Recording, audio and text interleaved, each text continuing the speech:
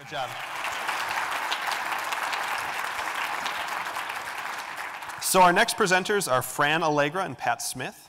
Here's our story. Our kids in Miami, Florida created a solution that is inspired by the tragedy of a missing 5-year-old girl. By outfitting the organization's case managers with inexpensive mobile technology, Our Kids has proven that safety, well-being, and permanency can be measured, tracked, and improved. Please join me in welcoming Fran Allegra, the CEO, and Pat Smith, the Chief Information Officer of Our Kids. Good luck, guys. Clicker's right here if you need it.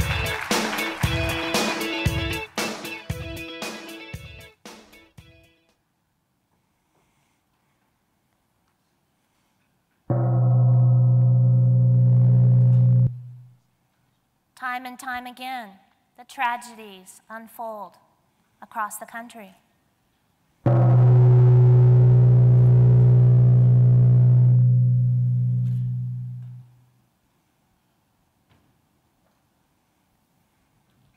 Another case where timely home visits were not done on time.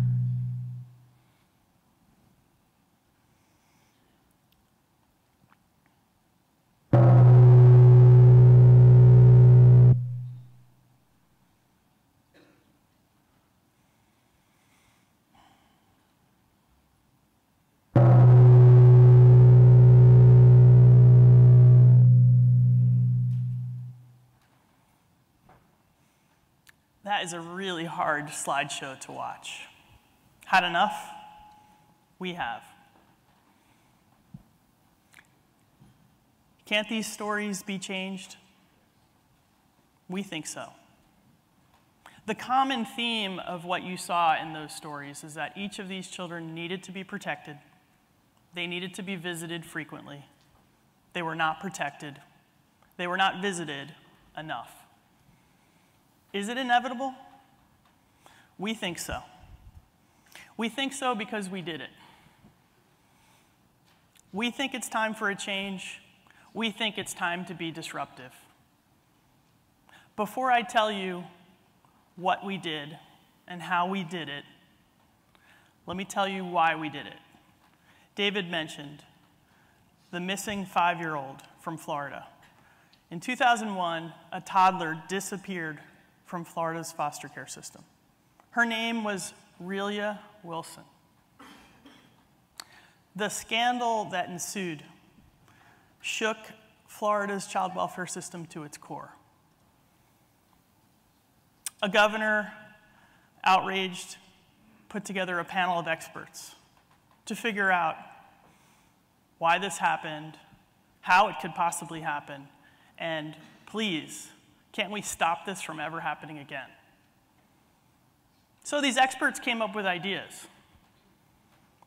Some of these ideas were, let's take the DNA and fingerprints of every child as they come into the foster care system. Let's barcode their homes. Let's put special bracelets on them that'll tell us where they are all the time. Let's do that when they first come into care. Let's embed a microchip in them, like you would a new puppy. These business leaders wondered aloud in frustration. If Anheuser-Busch knows where every can of beer is, if American Airlines knows where every one of its jets is, if Hertz knows where every car in its fleet is at this very moment, why can't we know where Florida's foster kids are? And certainly, a child is more important than a can of beer. Ironically, I started at Our Kids the week that Florida's governor held a press conference, and he had caseworkers standing there, and they were holding these enormous devices, the same thing that UPS truck drivers use. And I'm looking at that, and I'm thinking, you're kidding me. A caseworker's going to take something like that? I was new to this business, but I knew that all the time that I've spent in IT, that if you give someone a piece of equipment, some technology that doesn't work for them, they're just going to give it back to you. So we put together a project team. It was made up of caseworkers and supervisors and agency staff, and we went out and we followed caseworkers. We went with them on their home visits. We spent all day with them. And we learned what a sometimes difficult, sometimes impossible job they have. But it became abundantly clear to us that if we were going to come up with a technology solution to prevent the kind of tragedies that you just saw, that it had to be easy to use, it had to be confidential. We couldn't risk information on this piece of technology ending up in the wrong hands. And it had to be tamper-proof. If we were going to use it to prevent tragedies, that meant that this technology could not be changed, it could not be tampered with, it had to prove, it had to know, we had to know from it. And we realized that what's the one piece of technology that you won't leave home without? It's the smartphone, right? It's the one piece of technology. So we came up with an app for a smartphone. And this app, what we do is we take information from our child welfare system, we download it to the phone, just the information that's assigned to a particular caseworker, the case name, the child's name, the address where the child is placed. And when the caseworker goes out on their monthly home visit, they use that phone and they take a picture of that child. But that picture now is indelibly stamped. It's stamped with the name of the child, the name of the caseworker, the date, the time, and the GPS coordinates where that visit took place. We now have proof that that visit took place. And the child, by the way, likes to have their picture taken. And as soon as the caseworker looks at that phone and they see that the picture is a good picture, the picture leaves the phone. They hit submit, it's gone. It's never resident on the phone again.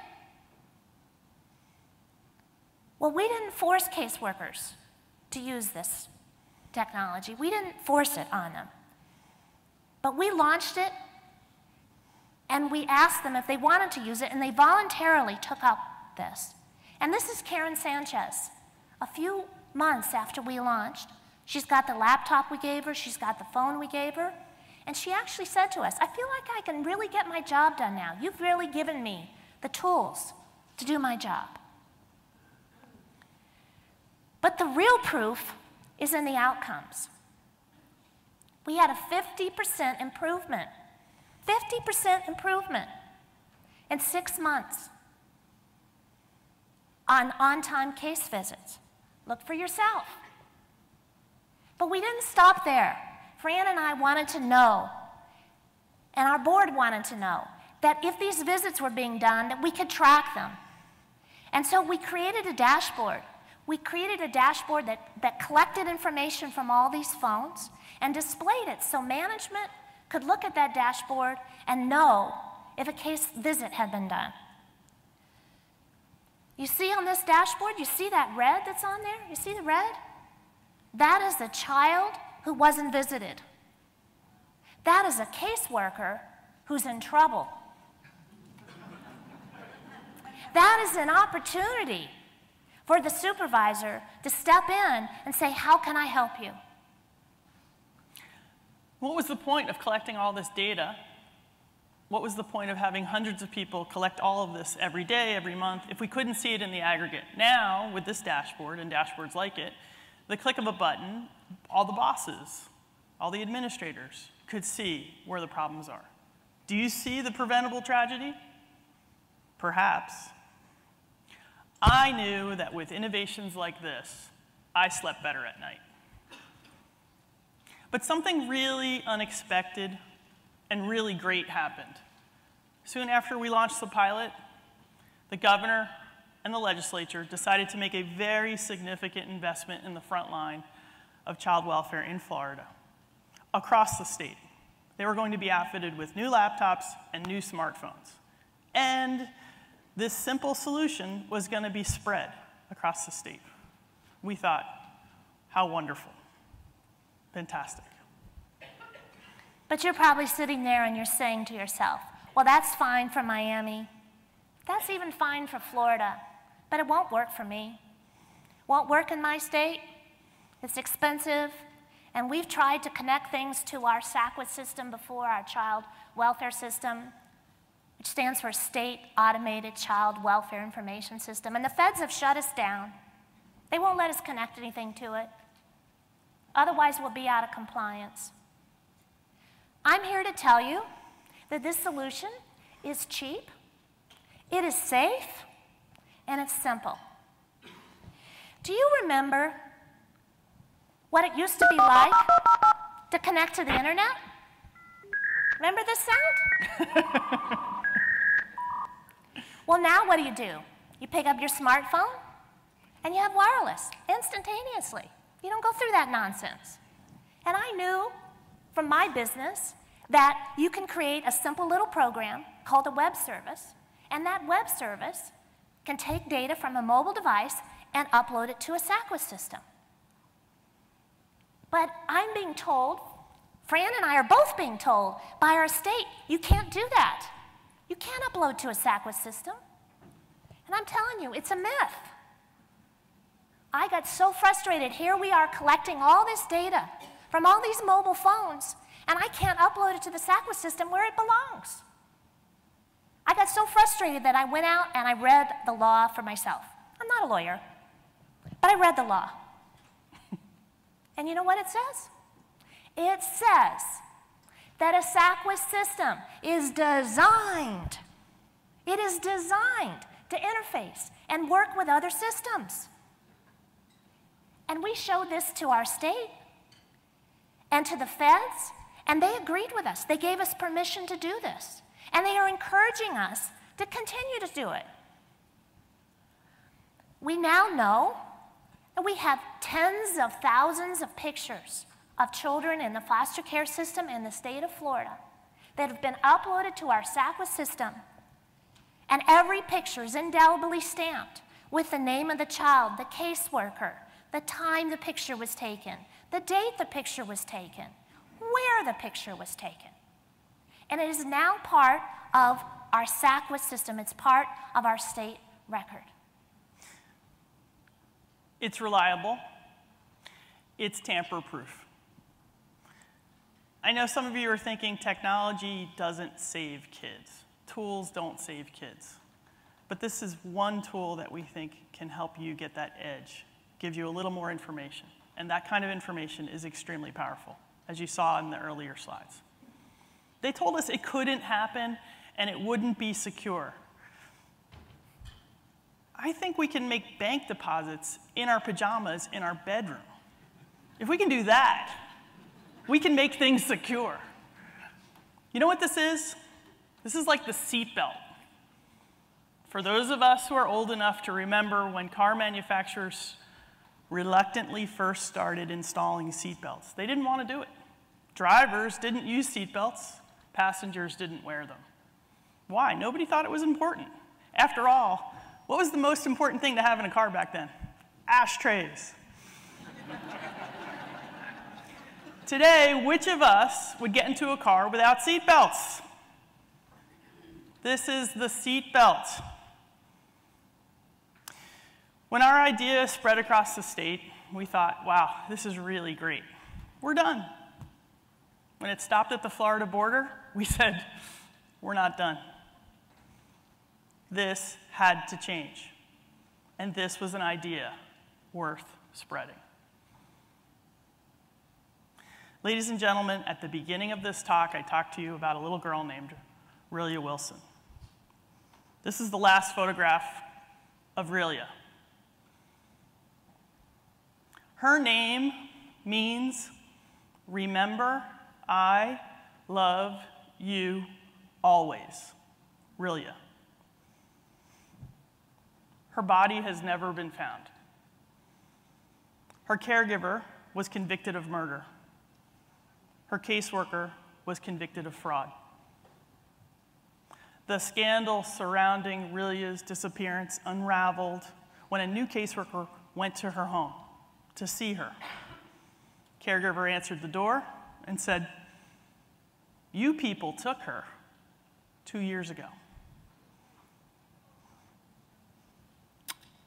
Pat and I think there will never be a case like Rillia's again in Florida because of this solution.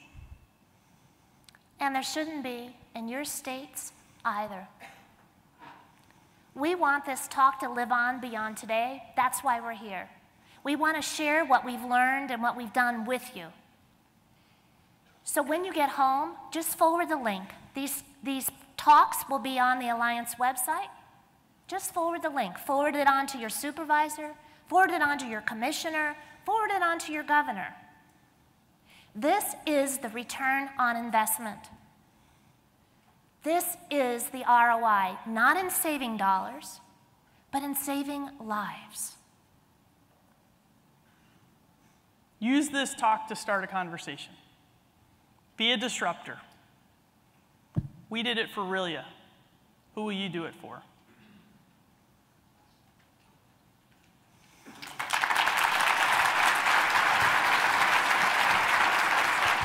Oh, you want us to stay here?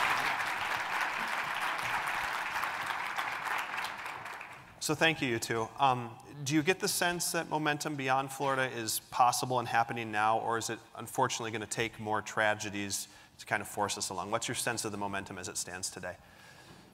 One of the reasons why we wanted to present at the conference was because we'd gotten a lot of inquiries from other states and other administrators, and we kept hearing the myths.